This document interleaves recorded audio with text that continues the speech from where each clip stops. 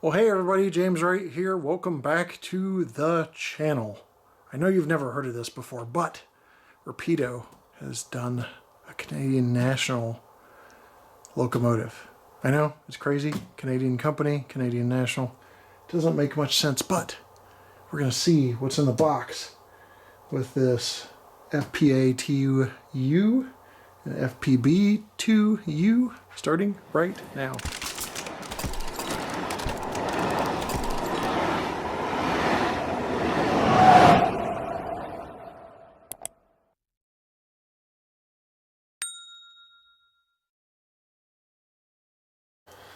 Okay, I joke if you haven't caught on to it yet. Of course it makes sense. Not only is there a lot to make in Canadian National, but Rapido is probably the best equipped to do it. Now this comes in a sleeve. It's a little tight, so let me try to... Okay, there we go. Don't worry, it was a little bit of rough handling, but nothing that UPS or FedEx or the post office wouldn't have already done to it. Inside of these two boxes is an FPA2u unit and the FPB2u unit. Now the B unit's just another power unit. It doesn't have a cab on it, but the A unit does, so we'll go ahead and unbox that to show you. And you just lift the box off. Box is beautiful, by the way. Montreal Locomotive Works. So, really nice box. Inside, they also do a nice job with the manual, because on one side, they still do that, yep. French, not France itself, but French is on the other side. English is on this, or on this side. So, when you open it up, you're going to get whatever version you need, because you know, they might have a few Canadian customers that might want to read it in French. Exploded parts diagram. If you have a part that's missing, you line it up with a number. You can tell how detailed these locomotives are with parts just by seeing that, and then you tell them, hey, I need this number at the parts department, and they'll help you out. Functions are listed, CVs are listed, prototypical photographs are listed and shown in this manual. Maybe just a couple. So usually they have like a little Easter egg in there in the functions too. I usually don't play them because I don't want to get anybody in trouble with some stuff that may not be available for public consumption. There's a parts bag with the AEI tags, additional antennas, or I'm sorry, side wind deflectors, I believe, and a diaphragm, not diagram. And then the locomotive itself, going to come out of the box here surrounded by foam and slide off the plastic just like with anything else. First thing I'm showing you is the first time it's been unboxed. So you're getting what it looks like first time unboxed, so you can get a true experience of the unboxing experience. Inside, we now have the locomotive outside. So lots to talk about. We'll start on the front and go over some detail. Okay, on the front, you've got a headlight, grab irons, number boards, windshield wipers, Rapido's own metal coupler, accessory hoses, MU hose, brake lines, horn. There's a bell that's mounted. A lot of black in this, so it's hard to see the detail as well. The crew entry grabs. Those trucks with the fuel tank detail and the emergency shutoff for fuel. Porthole on the side for access and kind of checking out the prime mover. Lots of little intricate detail on the roof. You can see all those things sticking up from lift rings. That's what most of those are. There is a very low profile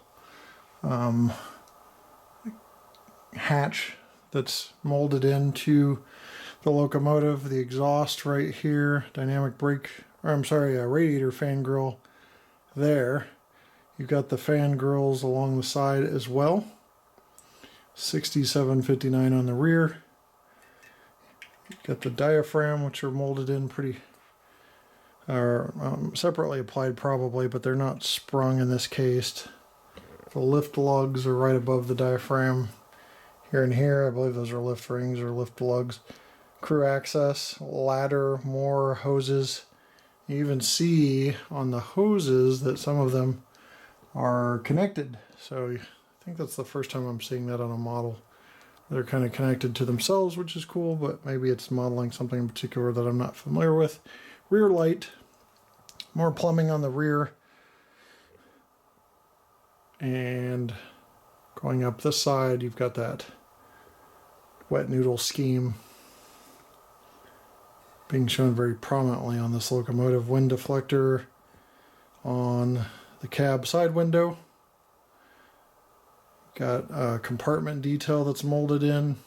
Very clear and legible here. That I don't know if I can get zoomed in so much. I don't think, well, first of all, that's not even something that you read. That's just a grill, and these are just steps, so never mind. My eyes are failing me.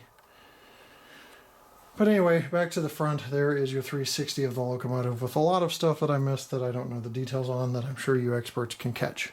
Okay, now we're looking at the B unit, and I will mention some things that I didn't mention on the A unit. You've got truck chains that are free hanging. They're not molded chains. Again, very hard to see with all the black, but you can see it there, especially it's hanging right there in the middle with a downward sway to it. More of the same detail that we've mentioned on the A unit is on the B unit. The B unit is just basically a cabless A unit, if you want to think of it that way. There are some roof detail differences, such as these details here.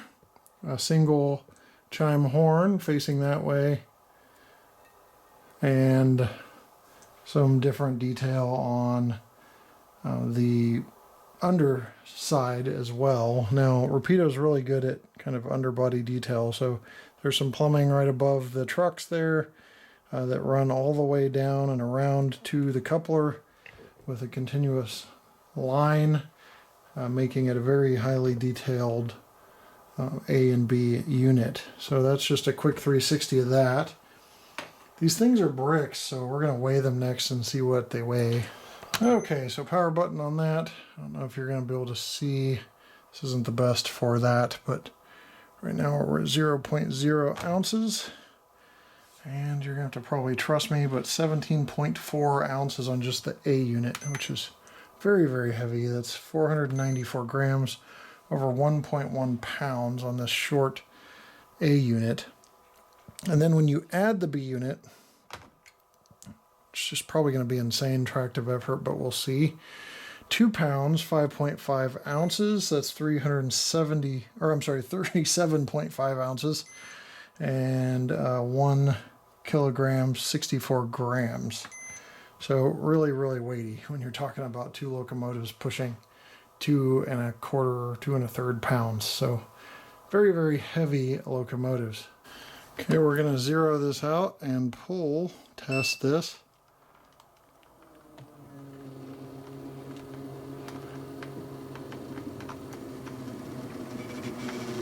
Two units together.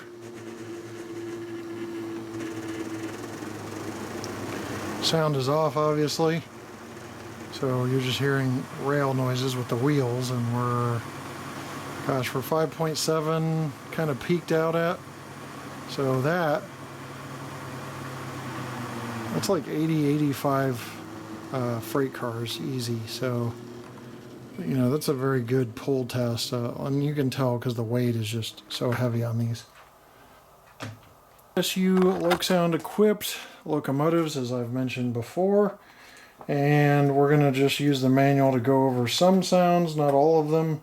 But the F8 button starts up ESU locomotives for their sounds, so let's do that.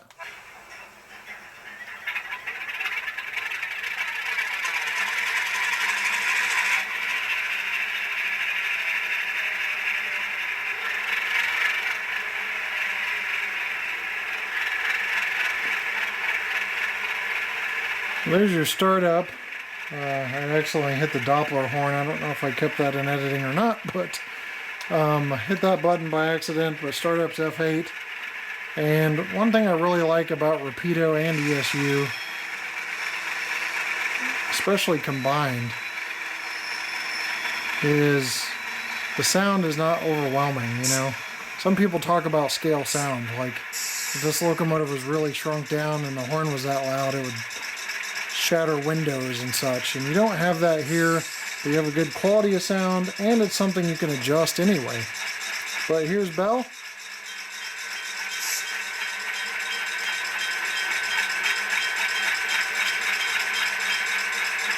Horn.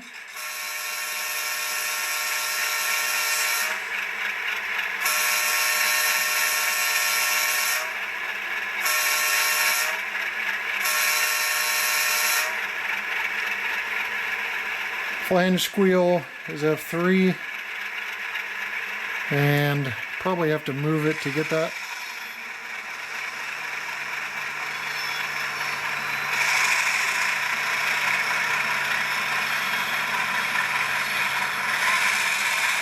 So you hear that going pretty well. Little flange squeal there. And you hear the brake squeal there. But what I wanted to do was separate these two, see how well they're speed matched to each other. And just one way to check that's pretty easy without any more details is the gap between the locomotives growing or shrinking. And they're staying relatively the same, so they're speed matched pretty well. I also wanted to make sure for your sake that I didn't have a B unit that wasn't moving. So there you have the units separately, but on the same function and address moving, or the same address moving together. Okay, when I started it up earlier, the Doppler horn was on, and that's because F5 is the Doppler horn, and it was already activated on address 3. So I've turned it off. I'll turn it back on so you can hear it.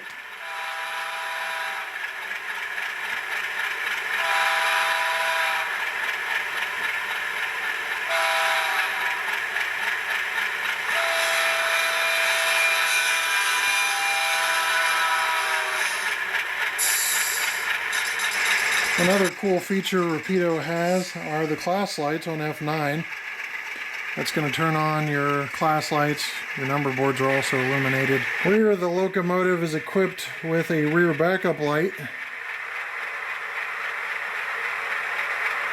And you can see that light illuminated there and here.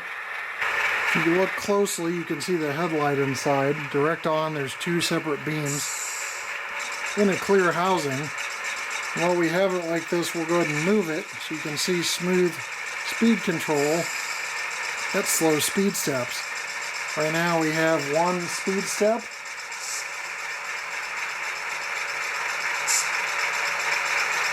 There's two speed steps.